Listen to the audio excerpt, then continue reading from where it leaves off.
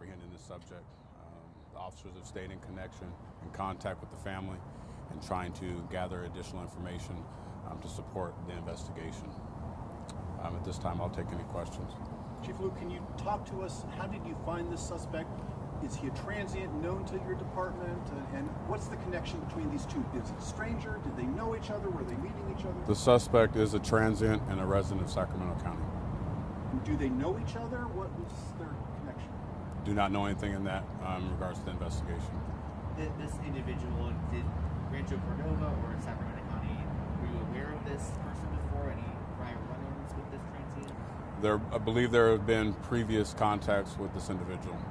Both the Sheriff Department and the Rancho Cordova Police Department work tiresome together in collaboration, utilizing many resources. With the Sheriff's Office, the Rancho Cordova Police Department, the District Attorney's Crime Lab, Park Rangers. You said previous contacts. Do you know what kind of situations that your office or the Sheriff's Office was met him under, any circumstances of a crime, or what was that? I did not know the circumstances, no I did not. How did you get him? Where'd you find him? He was arrested off of, I believe, Klamath Falls Way. Is that a transient camp? Or No, that is not. he's just on foot? Or in a vehicle? I don't know the circumstances and how they apprehended him. No.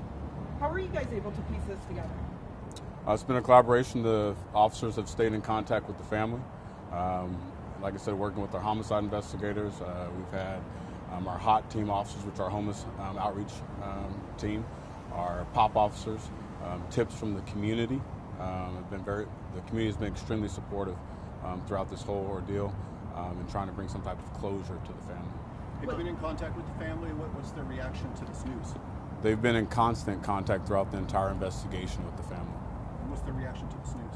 I have not been in contact with the family Chief myself. Luke, is the suspect being investigated with regards to any other crime?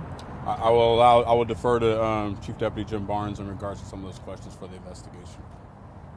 No, thank you. Again, just to echo what Chief Luke said, just thank you for coming out here. It's a sad day for the community. You know, when we have to investigate a crime like this, you asked about connection with the family. We have been in constant contact with the family. We did notify the family of the arrest. We did notify the family of the charges of the arrest. And when you do that, obviously there's a lot of tragedy that kind of reoccurs and everything that happens with that. But the investigators have been nonstop ever since we got involved with this investigation. Chief Luke's team did an amazing job the day that we started it. We stayed in constant contact with the family every day up until Emma's discovery. And then from that point on, homicide investigations got on. They worked tirelessly through the night with the district attorney's office, kind of communicating what we have. The forensic evidence that we have is DNA evidence, and I'm confident that based off of the technology and everything that we have with the crime lab and the DA's office, we know Mr. Rawls is responsible for this brutal crime. And again, is this suspect being investigated in connection with any other crime? No, not at this time. Right now, we know him to be responsible for this crime, but there's nothing that we have him linked to any other crimes. In a crime like this, we do spread out to our allied partners and talk to them about what we have. And if there is any linkage, whether there's similarities, whether it's evidence, we do communicate. And if there is something that might be there, we will follow it up. But right now, there's no other investigation. You mentioned that this is a brutal crime. Can you elaborate on that? I don't want to get too into it. Any homicide is bad. Okay, I worked homicide. I supervised homicide for many years. When I showed up that day at the scene and looks at the officers, you can't unsee this. This is as bad as it gets. Now imagine the family has to deal with this and the ripple effect that comes with that. The impacted community. This individual was transient. You know, the sheriff's office is sympathetic to the transient population. We understand people are experiencing hard times, but there is evil amongst them. And that's what that's what Mr. Rawls was. What happened during that time will play itself out in court. We don't want to do anything to jeopardize the court process, anything of evidence, but I'll tell you, I couldn't be more proud.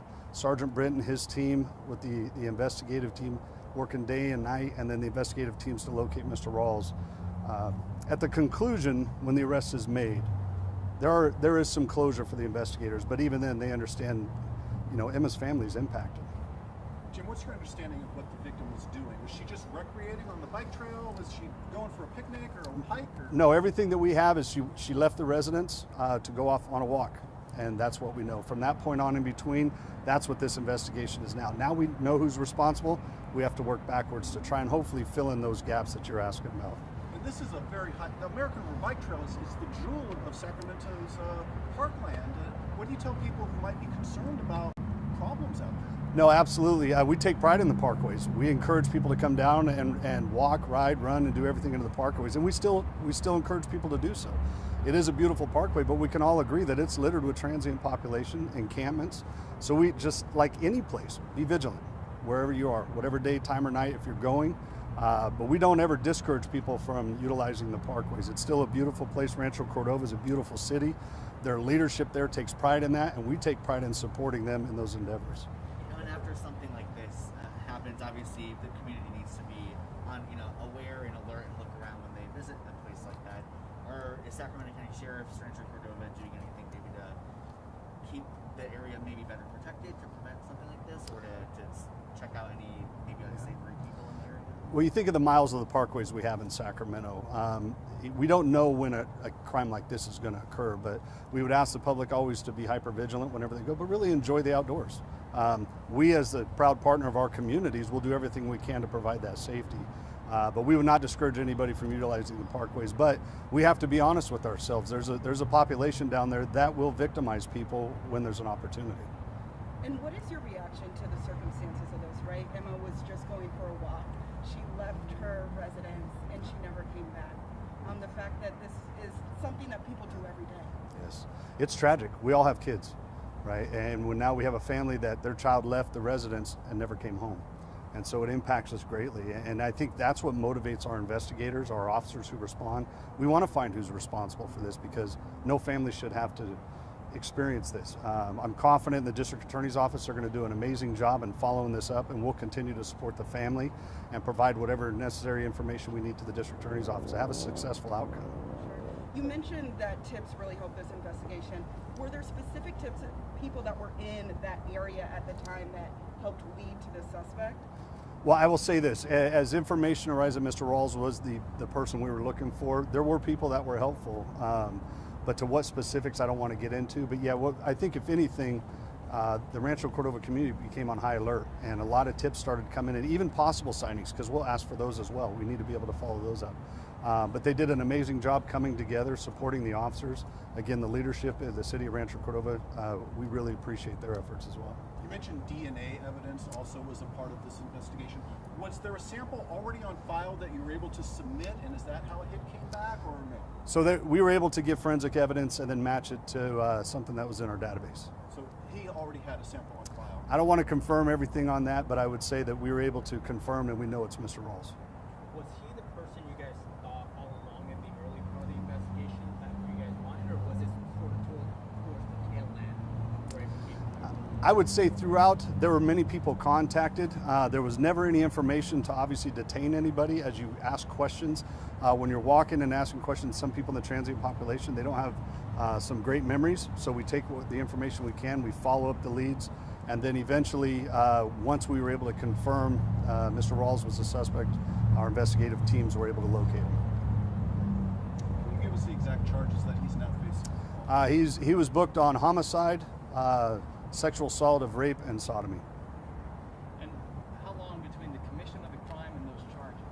It's hard to say. Between the commission of the crime and the arrest, how many weeks was it? Well, it was January 27th, and today he was arrested today and booked, I think, later this afternoon at the main Is he jail. booked in the jail right now? He is. Has anyone in law enforcement had a chance to speak with him yet in terms of trying to get more information? Well, when we contact, we always try and talk to people that are responsible or even witnesses. I don't want to get into what was said or not said, but I know he was brought back for investigators to try and talk to him. Sacramento County Jail? Yes, sir. Is he a 290 registered? I don't believe so. Is there anything else you want to add to make sure that people at home know? No, I think if anything, what Chief Luke and his teams did an amazing job. I think the officers that responded, these are those crimes that you talk about, when they respond, they'll never unsee this.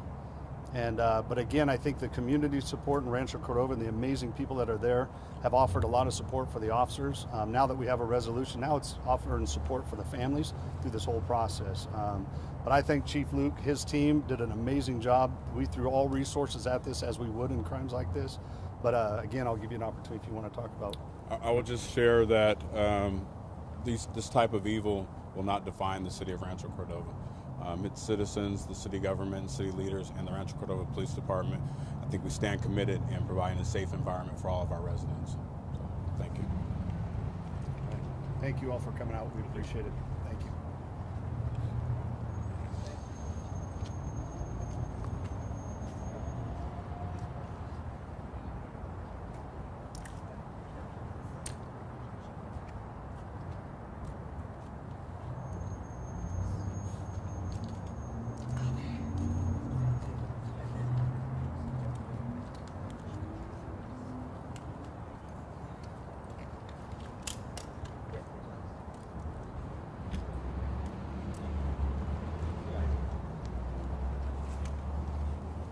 Thank you guys for coming out.